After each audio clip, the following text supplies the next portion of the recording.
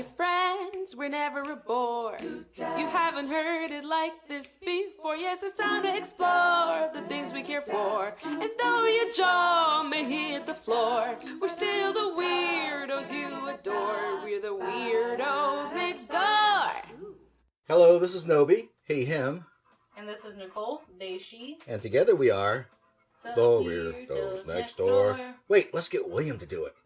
Oh, you'll introduce yourself. Yeah. And you do your pronouns. Uh-huh. And then we'll go together. We are then the Weirdos about town. Oh, we're next door now. We don't need to change the name. We're next door.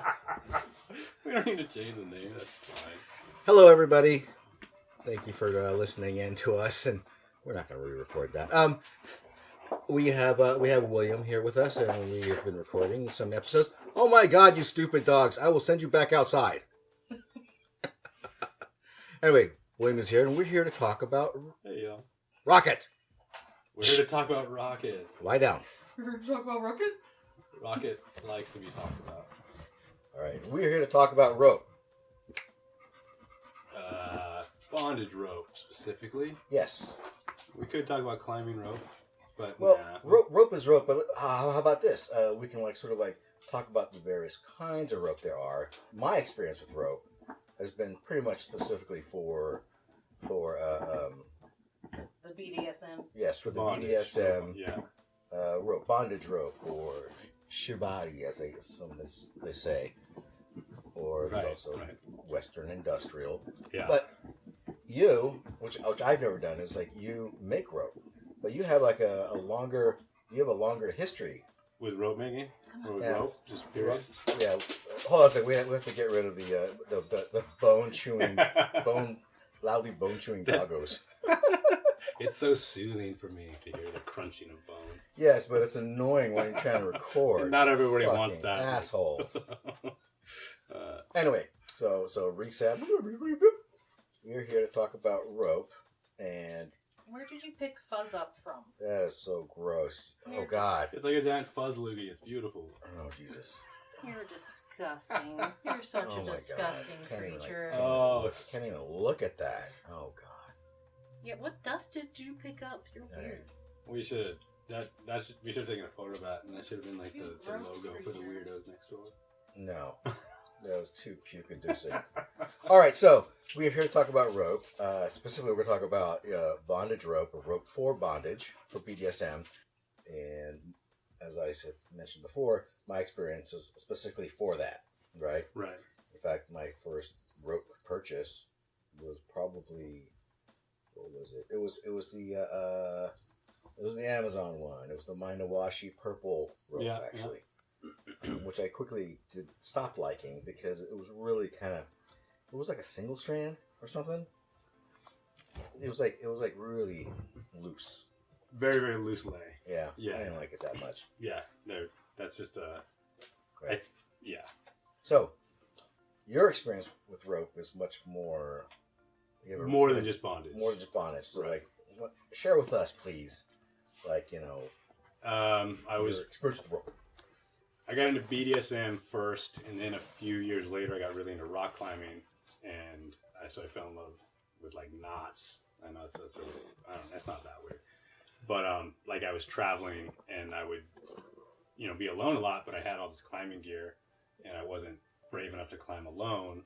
But so when I didn't have a partner, I would just be camping somewhere, and I just practiced tying knots around whatever, like eyes closed and all that, and just got really used to working with rope. And then I got really into primitive skills sort of stuff, and so I started to learn how to make my own bow strings for hunting out of different materials, and the way you make the twists that you use to make what's called, a lot of people call it 2-ply cordage, was kind of like the genesis of 3-ply ropes, like we had like this that we have in our hand right Mm-hmm. And so it just, just like a natural progression, like a bringing together of a lot of things that I really loved, and then bringing it to my kinky part of my life.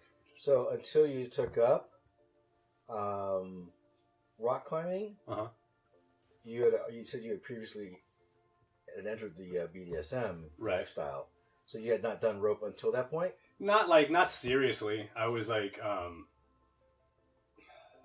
I got into like the BDSM scene in college. Yeah.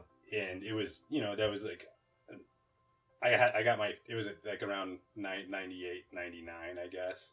And so I had like, there was no cell phones or Facebook or anything, but I just fell into a crowd in college.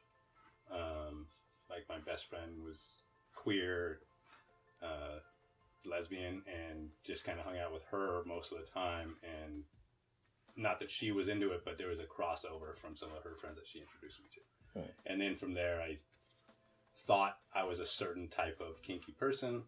And over a few years, I started to learn, like, that's not the sort of kinky person I am. And then, and during that time, I was, like, finding out that I really like rope, and I really like being able to make things as well. And so bringing that into kink was, it turned into, like, making my own rope for kink. Yeah, I think one of the first times we met, you were like, I guess you were watching us tie, and then you were talking about how you were making rope, and I was like, my ears perked up, going like, oh. Right, yeah, I remember that. And I kept asking, like, I guess we never really got around to it, because it is quite, and for me, it's sort of like, I think the idea of making it is more satisfying than actually going about making it. It's an intensive process. I'm sure there's people out there that may not feel that way about it, but like, you've got to. It takes a lot of time to learn how to make a nice, even diameter length of rope that you want to do something with, regardless of what that thing is. And then if you're talking about like tying somebody up with it, at least for me, there's a little bit higher standard of like what that needs to be. And for me to get to that standard, it took like a lot of learning, and it wasn't very easy for me. It's just so gear and like utility intensive. Like you can buy these automatic rope winders, like the Bradshaw cord maker is great, and it's set up for 4 ply, but you could do a 3 ply with it. But it tends to make like a loose to a medium lay. So like that mind washi stuff. And so there you find that unless you know how to manipulate a loose lay rope, you probably won't want to learn on a loose lay rope. Now, when you say loose lay, what does that mean?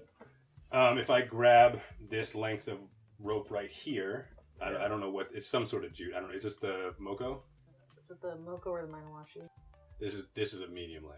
This is the Minawashi. Yeah, I think that might be the Minawashi. Yeah, so it's you could tell by the feel, like it doesn't take, like if I grab it and then I go to untwist it, like if you watch, like it opens up fairly easily. I can get in between those plies like without a lot of pressure. But then if I take something like this synthetic, this Hempex one right here, it takes a lot more energy to twist it open. Oh yeah. Okay. So this is a tighter lay. This is like a medium to tight lay. And then like if you were using like, I don't know if you ever held like a lariat for cowboy rodeo. They're super stiff. Yeah. And that stiffness comes from like a lot of variables, and a lot of things are added in to create that stiffness. But one of them is a very tight lay. And so it's that tight lay, that tight of a lay I don't think would be very fun to tie with. Tight lay. Anyway. Oh, Kitten would love that joke. You perv. She'd be giggling at that. But, so, you find out that some people like, as a top or as a tire, I don't know, a rigger, I guess. Do people still use that word? Rigger? Rope rigger? Yeah. Okay. Well, rigger's still a thing. Yeah, I don't know. In my vocabulary, it still is. Yeah, as a rigger, you find out if you want like a medium tight, or like if you lean towards a more medium loose. But then you find out that each of those has a different each of those changes the variables of the rope, or like the characteristics of the rope. Like a looser lay rope is, in theory, and I would say in practice, like it excels at handling higher loads, because you directly load the fibers in their strongest position, which is more straight up and down. A looser lay is twisted less, so it will handle it. It can handle more weight if it's, of course, like a cotton loose lay isn't going to hold as much as a jute medium lay, obviously, right? But like that's probably the strongest way that you could lay a cotton rope. Okay, now wait a minute. That sounds almost counterintuitive for me. I feel like a tighter lay would be stronger, be able to hold more. You're already putting so much stress Why? on the lines. Because it's all like tight and stiff. So that's like, in theory, like when you look at the math behind it, like God, I can't believe I just brought that up. But Please do. a tighter lay, be like every single. So this is a 3-ply rope, right? This is all 3-ply. Right. Each ply is made up of a unique number of strands, right? And those strands can only be twisted so much before they want to break. And those strands are also twisted the opposite direction of all the plies themselves. So they're counter twisting against each other, right? Oh. So this one right here is spinning, left to right, right? It was spun counterclockwise. But each individual strand in there is twisting the other way.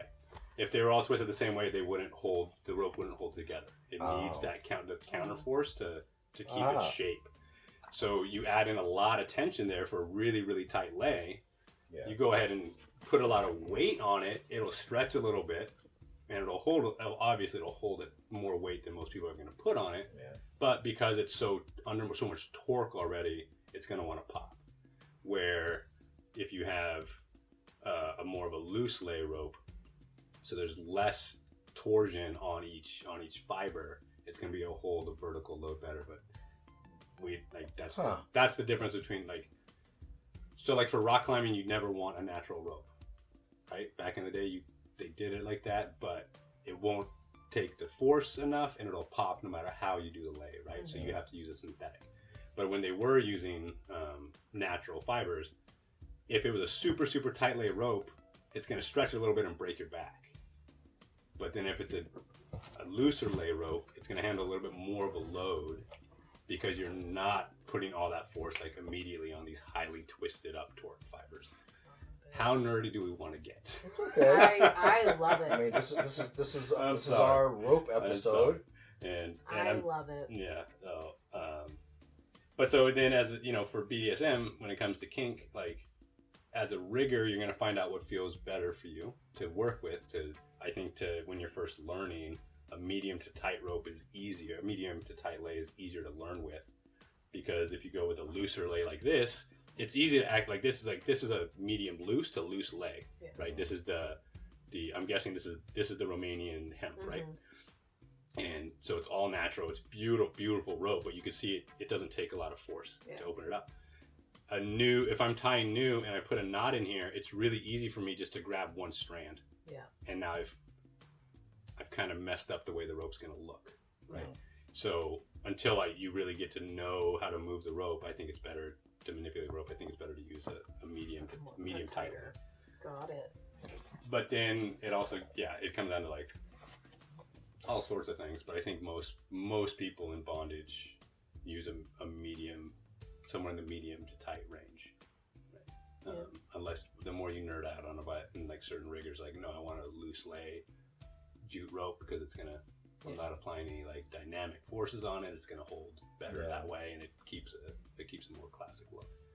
Where when I was making my own bowstrings for hunting, which is the same rope making technique, when I was using an all natural one, I want one that isn't under a lot of torsion. I want a looser lay because I want that energy to go directly into the arrow, right? And so yeah. Interesting. Just a lot. It is. No, it's that kind of information. It's today I learned. Right. Today I learned this useless information from my weirdo friend that does a lot of weird hobbies. And well, we're all weirdos. Yeah, we're all weirdos here. So and we all got a lot of weird hobbies. We gotta act like it. The weird hobbies are the fun hobbies. They are. Yeah, for sure.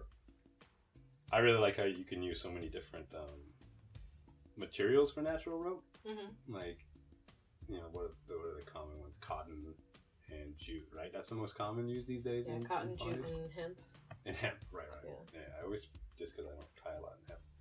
But, you got your bamboos, you got your linens, you got your silks, sisal and your coconut, and they all just for kink, they all bring in a certain thing, and then if you're making it for something else, it brings in a certain thing, right? Like if you're making, like this is so nerdy. Back in the day, like before the Industrial Revolution, boats, like what a fender is on a boat, like the bumper. Those were usually made out of rope, and there were like these really specific braids and designs to do it that would go into usually jute or sisal and a couple other natural fibers, but I'm pretty sure typically jute and sisal, because they were cheaper and they just worked better at that. But you look at how these rope fenders would be braided and put together. It's just like this beautiful work of art. And so when I first saw that, I was like, oh, I'll use some of the linen line that I make because I like the feel of linen best for bondage, and this will be fun to make some smaller boat fenders that I actually work as like rope paddles or whatever, right? And it just sucked because I used the wrong fucking fiber. And then I was like, okay, what do I need to do? And I learned, like, okay, I need to use sisal. This is why you use these different fibers that I don't like for bondage, but that's why they work so well at this function. That purpose. And then it turned into like I was making better like rope floggers and better, like I could make like a rope baton pretty much like out of this stuff. Where I couldn't do that when I was using hemp or linen, just because it doesn't hold it that well.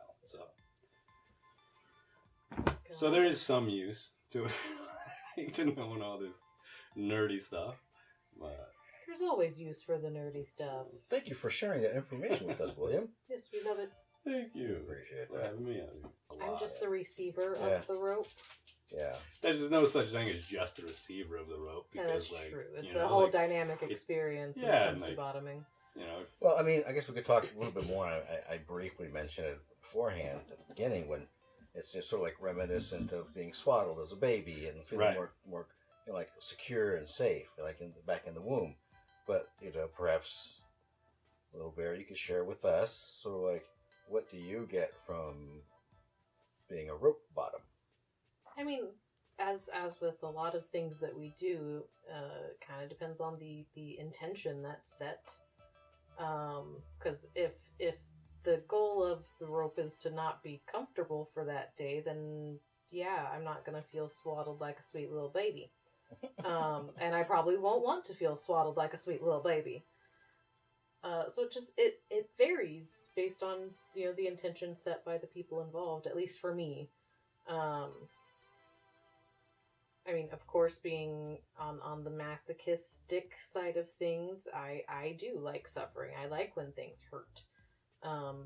Like I like me some deep digging waist rope. I'm all about it. But like when we're doing like super sensual floor work, it's very like connective and there's a lot of intimacy involved. Like that's probably some of my favorite stuff that we've done is like just the intimacy and connection that has occurred when we're just like exchanging energy in floor work. I think one of the things that I like in rope for me as a rope top is I feel like it's like an extension of myself. Like so, like it's like when I wrap you in my rope, it's like I'm embracing you, right? And so sort of like I think I even wrote a poem about that. Yes, I think I think it's when we first met that night. That was when. Yes, you were waxing poetic about rope, and I was like, "Oh, he's so cute, so passionate." Totally suckered you in. You did. I fell for it. So let me tell you about rope and why I love it so much. Yes. Yes. You totally set the trap, and I fell right into it. It's so fun like that because like when I teach rope, I don't really have that sense of like I'm not. It doesn't matter if I'm supposed to be hurting this person or like embracing them, right? So it like just helps. It's I get to be very logical and just like nerdy about it. Like this is rope and this is what we're doing. The knots go like this and this is why. But then when I'm like with a close partner with it, it's I really love it when she allows me just to like put her at my mercy like that, right? Like that ability to like. She trusts me so much that like, okay, I'm gonna put you in a position you can't move from for a while, and there's a lot of trust. A lot of trust, and because it's like it doesn't always feel like it's a sadistic side for me because I've never really like thought I was. For you, it's mostly sensual rope, eh? Central rope, but like I Did you really turn Canadian? What? Eh? like Central and some. What you talking about? Can we call you newbie? Are you Can we- going? that can't work. Are we Can't headed call for you newbie. our next citizenship already? Like, have you decided? Yeah. Oh, we've been talking about that. We gotta get out of this country. So, Oh yeah, yeah. So- We talked about that before, right? right. So we're talking about like maybe Canada. Like, where do we wanna Just go? Some British Columbia, closest to Vancouver. Well, you got to. There's a lot you got to take. I mean, that's a. I know which I know I'm gonna get a second passport, and it's more based on like what it doesn't allow the U.S. to do to me, right? Like moving to Canada, like the U.S. is gonna have most of the same control over Yeah. you as they do here. Mm, So I think that like leaving isn't North quite America. enough. Well, it's not. It's like we're the only country in the world that will tax your income if you live in another country. Yeah. Right. So like, you don't live here. You don't benefit from the taxes. You're just benefiting from your citizenship, which nowadays I don't know if the American citizenship is as valuable as it was oh no. 20, 30, No 40 years way. ago.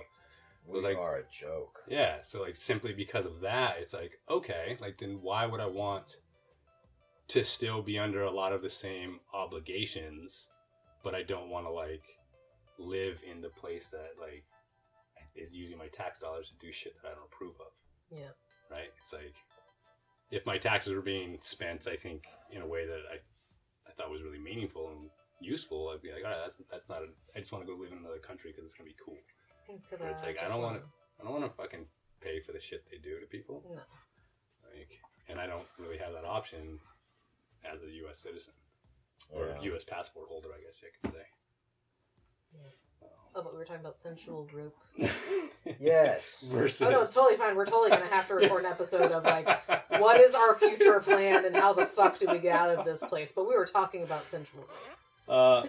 Most of my rope work with partners, it has not been very suspension heavy, like partial suspensions, because I like rope for sex, right? I like Mhm. rope for fucking. That's what I really like about it.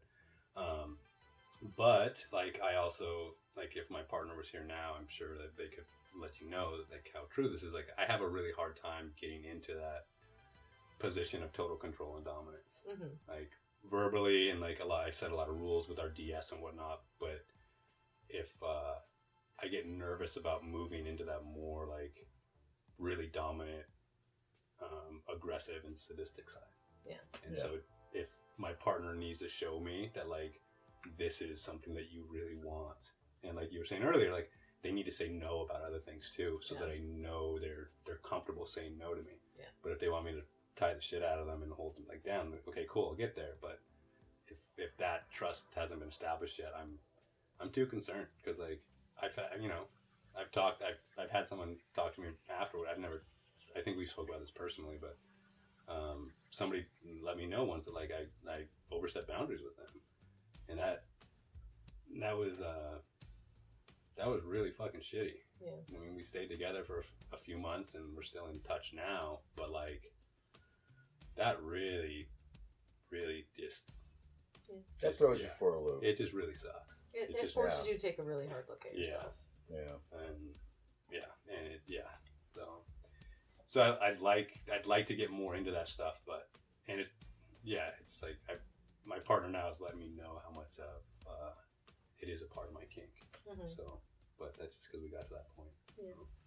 Well, I mean, and this is probably a bit that we'll be editing out, but like considering your upbringing and familial history and some Right, of the, right. I mean, like it's a totally understandable spot that being, the sadistic traditional idea of a dominant is very like, that might be a little. Am I just using this Exactly.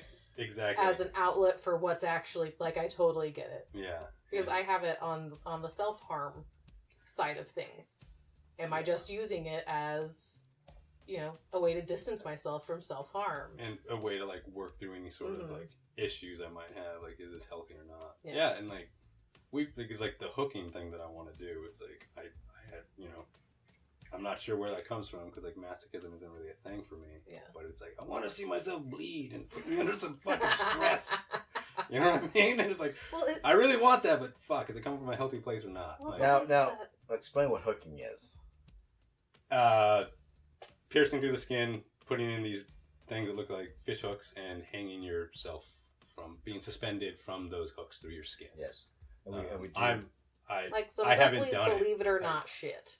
Yeah, I really want to do it. I've been wanting to do it since I was like a young man. Yeah. Says in my a high schooler. I found out about it back in the 90s, and I've always wanted to do it, but I just never have.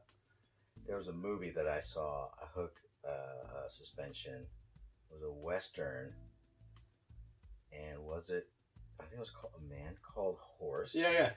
Right? Yeah. Where this white colonizer, pioneer type person got, I guess it cost, or like taken in by a tribe, and they did some torture on him where it was like they put hooks in his chest and hung him. Yeah, that That was my first experience. I was like 8, going, what the fuck? Yeah. What am I looking at? That hurts.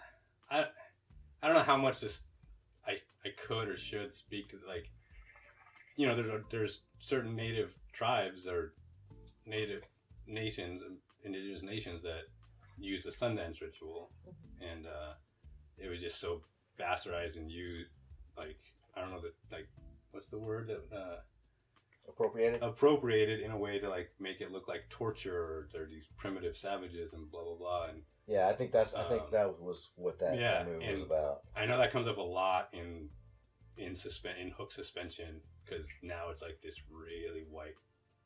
Never mind. I don't know enough about all that piece to it, but I know that that's all there, and I think that's how it shows up in society a lot. Like have you seen Ichi the Killer? No. It's over the top. It's like a really intense, like, Japanese horror film, but they have the main character is it's a pretty gnarly masochist, and they have a really good hook suspension scene, but it's done for torture, and it's obviously the person being hung is like, they've done this before, but you can see, like, it's a really great scene, but it is done just like in a torture-y sort of way, and I know that a lot of people don't try to do it that way. Yeah. So, I don't know, but I know you have some other friends who know way more about it than I do. And you've met them. Yeah. So I'm sure eventually you all will connect. Yeah. And so get into that, and hopefully we'll be able to, because we are talking with people about starting up some like small little gatherings, at least for rope. Well, and that's like, so for that, I've already started making my ropes to hang from, and like different ways of like, like I've already made like a super super strong 1/4-inch jute line that like is just for suspending me whenever I'm ready to do that. Like that'll be run through the hooks or whatever. Yeah, so nerdy and like so dorky. So like, personal. So personal, but like, fuck, why am I talking about this? I love it. But yeah, that's where it is. Like, okay, I want to do this, and it, you know, I sometimes think about like a partner or submissive, like being the one to do the piercing and all that shit. But it's like, this is something I feel like I just really want to do for me. Yeah. So. That's cool. Yeah. Yeah, probably my first experiences with, learning about hook suspensions was probably, Ripley's Believe It or Not. Mm-hmm. Back in, the late 90s, early 2000s. And yeah, like looking into, body modification community and all that kind of fun stuff, because there's a lot of overlap. A ton. Yeah, so that's probably the extent of my experience. It's still something that like squicks me out ever so slightly, but I'm getting more and more fascinated, because that's typically how my brain works. I get squicked out and then I make jokes about it, and then it becomes like a kink. So, like, that's about where we're at. I got introduced to it in there was a book that came out, I think, in the 80s, and so when I was like 14 or 15, so like early to mid 90s. It's called Modern Primitives. Whole lot of problems with it, obviously. But I remember I bought it and had it mailed to my house. So I'm like 15 years old, and I'm sitting in my room reading this book, and it's just all about body modification. That's what it's all about. So it's piercing, tattooing, and then like there's a pretty big thing on hook suspension and all the big guys and the big Western guys that did it for a while. And then my mom found it and threw it away, and then I found another copy of it when I was like in my mid-20s. The circle comes back. Yeah, and then I was like, oh, I'm out on this boat and I'm fishing, and we had like these huge hooks for like big tuna or whatever, and I was like, I bet I could hang from that. I gotta look back. I gotta look back into this. I wonder if I because I could probably buy something made for this now. It's not like mid-90s where you like had to look into making it all yourself. You know, since probably teenagers probably shouldn't be doing that shit. Like, I had way too much free access to the internet. Right now, yeah. I think going back to rope though, it needs to be stated that rope is probably is the most edgiest of all edge play. But a lot of people don't see it that way because it's just rope. It's just rope. You're just tying me up. Tying your hands together. I'm really glad you brought that up, Nobi, because like I agree. Like there's so many things that can go wrong, and it's so that can go right in a rope scene and still cause like a lot of long term damage, either physically or emotionally. Right? Like there's a lot that I think not just the rigger, but the person being tied, the bunny. I don't know. They need to be like capable of telling the rigger what's going on. The rigger needs to be capable of telling the bunny or the tire know what's going to happen. That's why I don't tie with anything like crazy or intricate until I get to know them really well. And I eschew being a kink dispenser, which for a while I began feeling like that. I remember we were speaking about that. Yeah. So there has to be like a certain level of body awareness and being able to pay attention to your body cues and say, hey, like for me, I have hips that roll, so I can't do like certain positions where my hips aren't in like perfect alignment. They'll very easily come out of socket. Which we've had one, we pinched a nerve once. Mm-hmm. Like it happens. It's the risk that we play with. But yeah, you're dealing with what's cumulative injuries, and if you're not very careful, especially when you're dealing with tying box ties, or you might hear them referred to as TKs. There's a lot of nerves in your arms that people don't pay attention to, and then you have nerve drop and can't feel your hands and can't close your fingers. And it seems to me that it's become much more like mainstream accessible in like the past 10 years or so. Yeah, and the anatomical information is way more easy to find than it used to be. Well, and I was just referring to like just tying and like rope kink or rope bondage in general. That like what I notice that goes on with it, like I'll get in that kink dispensy stage, like you were talking about sometimes, Nobi, where I'm just like, I want to find someone to tie with. And so I bring in this energy of like, let's just do this tie. And if it's a newer sub, I don't know like how to respond to them when they're in like subspace and tied up. Yeah. I need like, I want to know like certain things, but like if they're deep in subspace and this is like the second time that we've got together, I don't know how much of this I can trust right now.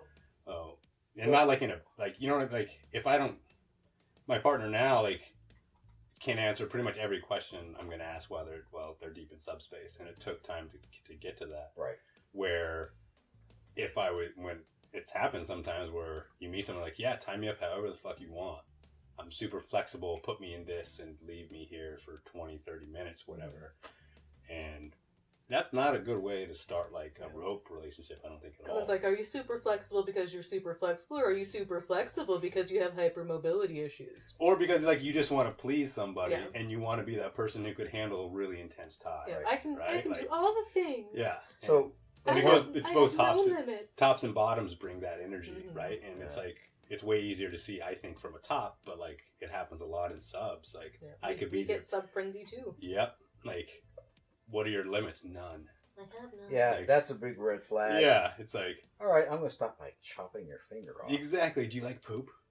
Can I, like, you know, like. Well, no. Like, okay, so then you have limits. Please tell me that you got a limit. Go back, figure those out, and then come talk to me. Because in a rope, it shows up like, yeah, how are your fingers feeling? They've been tingling for like 10 minutes, Yeah. but it's okay. I'm okay with that. Like, no, I'm not. Like, and you got to know why. Like, Yeah. that's not okay. So I think that naturally leads into the next phase of this discussion would be like negotiating a tie, or a rig with someone, even someone like like Little Bear and I. We've like been together for like over 5 years. We still do a quick check in, like even beforehand. It's still pretty much an abbreviated version of negotiating. So like, What do we feel like what's today? hurting today? What are you feeling? What are you feeling like? What What do you want to feel? What is our objective here? Yep. Do you want to be like just like encased and feel like safe and secure, or do you want to like have your limits pushed and feel like a little bit tenseness, or do you want to suspend, or it does vary, and it's every time you do that you have to negotiate, especially with new people. That's what I was gonna say. Like with Kitten now, like she's experienced for sure, like before me, like, but she did like not as much. Like this hasn't been a lifestyle for her, so she wants to get tied a lot. And I've early on, like I said, I've noticed I was slowing down a little bit just because like I noticed she's gonna let me tie her up however the fuck I want.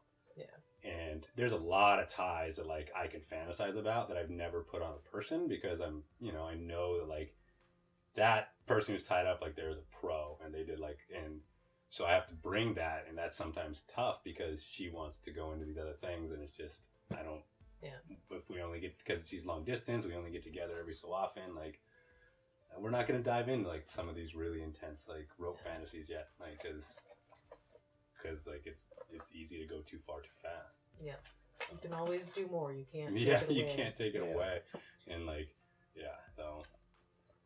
I generally, for a very first tie with a new person, is do something that's hands free, and just more giving them the sensation of the compression. It's usually like a simple like pentagram chest harness. I usually do a futomomo. Yeah. Is there another name for that now, or is it still like just a thigh tie, like a frog thigh tie, something like that? I tip that's like a go-to, but even that takes like you need to know a little bit of flexibility there. Yeah. And that's just because like if there's rope, I don't feel great putting something around someone's chest first, like because I sometimes I can pull it too tight because I want the knots to feel a certain way when I'm doing it, and I don't want to put any pressure on her rib cage yet because unless I'm telling her you need to exhale now and then tight, right? And sometimes I'm not able to do that, so I go with the legs first. But that's just me being an over nerd, right? So I don't think that's just a part of like the kind of dom or top I might be. I think for me, like I really just rope and I are pretty much one. When I'm in it, it's like I know what it's doing, and I'm pretty solid at it. I feel like as far as like applying even pressure, all around the body and make sure knots don't like impede or provide like pressure points and things like that. But a lot of it's communication as well. Right, and so like it takes it because like I feel like I know rope and knots really well, but like I don't know her body yet. Yeah. Right, and so it's like I don't know like how her ribs are gonna expand in this position, and then because it's mostly like for fucking, like if I flip her over, what's gonna happen there, right? And so I like to. It does take communication for sure. It just. It's not something I bring in like early on. Yeah. It's like I'll do futomomos and like maybe legs to like stuff with the legs and maybe like a double column wrist, but it's I kind of stay away from the trunk until like I really know. But that's just, like we were saying, like it's a different type of tying and a different type of topping. All right. Well, that has been our talk about rope, all about rope with William. Thank you for joining us. We appreciate you very much.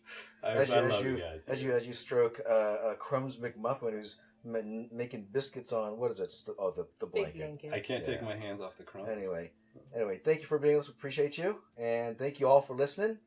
We really do appreciate y'all. So check us out at weirdosonline.com, and we'll talk to you again. See you. Bye. Ta-ta. Bye. Smash your social mores with the weirdos next door. Be a little more emphatic. Bye. Sorry, Okay, I didn't want to I didn't know. Say bye. Bye. Thanks. Okay, terrific. See ya. All right, later.